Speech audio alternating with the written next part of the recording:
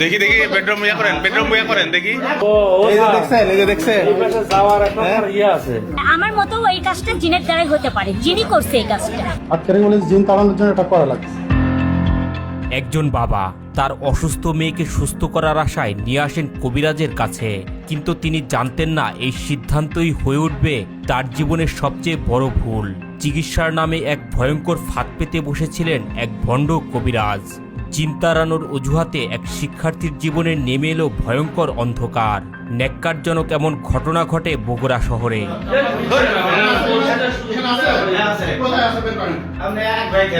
না না না না, আপনার কাপড় পরেন।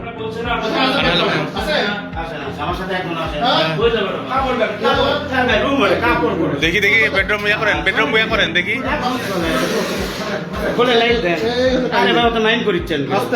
দাখিল শ্রেণীর ছাত্রী যিনি দীর্ঘদিন ধরে মাথা ব্যথায় ভুগছিলেন। পরিবার তাকে বিভিন্ন চিকিৎসকের কাছে নিয়ে গেলেও কোনো উন্নতিই হচ্ছিল না। ঠিক তখনই জানতে পারেন ভণ্ড কবিরাজ হাকিম রেজাউল করিমের নাম, যিনি জারফুক আর কবিরাজি চিকিৎসার মাধ্যমে সব রোগ সারাতে পারেন। কাপড় পরেন ভাই। এ দেখেন, এখানে আসেন দেখেন। এই যে দেখছেন, এই যে দেখছেন দেখছেন। হ্যাঁ, সুন্দর জায়গা, সুন্দর।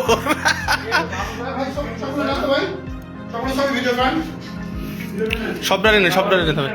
এই আপনার ইয়াত কি, এই যে এগুলো কি দেখি দেখবো।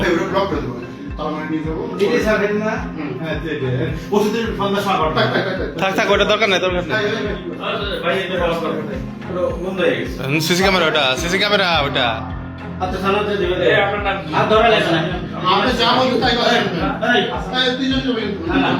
3 মে সকালে মেয়েটিকে নিয়ে যান তার বাবা।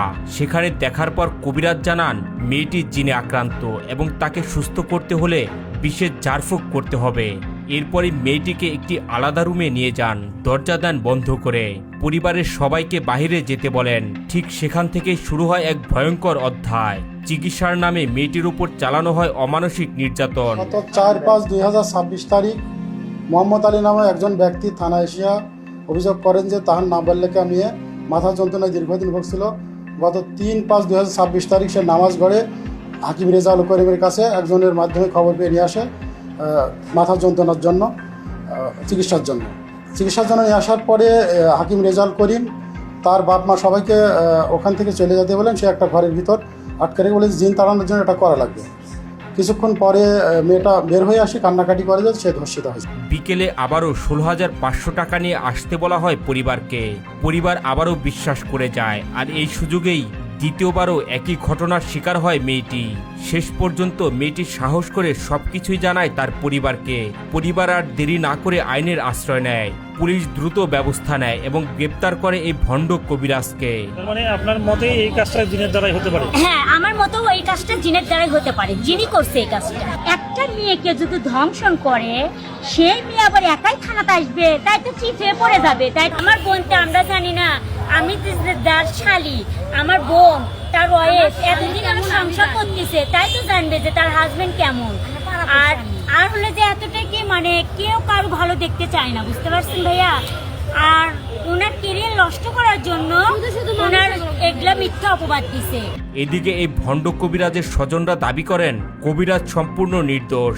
সেই মেয়েটির কোনো ক্ষতিই করেনি, উল্টো জিন তার সাথে শারীরিক সম্পর্ক করছে বলে দাবি করেন তারা। ভালো কাজ ছাড়া কুফরি কাজ করে না, আমি জানি আমার স্বামী কেমন। পুলিশ জানায় প্রাথমিক তদন্তেই ঘটনার সত্যতা পাওয়া যায়। ভুক্তভোগীর মেডিকেল পরীক্ষা সম্পূর্ণ হয়েছে এবং ডিএনএ নমুনা সংগ্রহ করা হয়েছে। অভিযুক্তকে আদালতের মাধ্যমে জেল হাজতে পাঠানো হয়। এমন এজাহার পাওয়ার পরে আমরা মামলা রেকর্ডের পরে তাকে হাকিম রেজাউল করিম ধরার চেষ্টা করি। সে তার অবস্থান পরিবর্তন করছিল। 5/5/2026 তারিখ আমাদের মামলা তদন্তকারী কর্মকর্তা এসআই সুমন তাকে গ্রেপ্তার করে। আমরা তাকে জিজ্ঞাসাবাদ করছি, রিমান্ডের আবেদন করা হবে। এই ঘটনা শুধু একটি পরিবারের নয়, এটি আমাদের সমাজের জন্য একটি সতর্কবার্তা। অন্ধবিশ্বাস কখনো কখনো ভয়ঙ্কর পরিণতি ডেকে আনতে পারে। সচেতন হন, প্রতারকের হাত থেকে সাবধান থাকুন। ভিডিওটি শেয়ার করুন যাতে অন্য কেউ এমন ফাঁদে না পড়ে।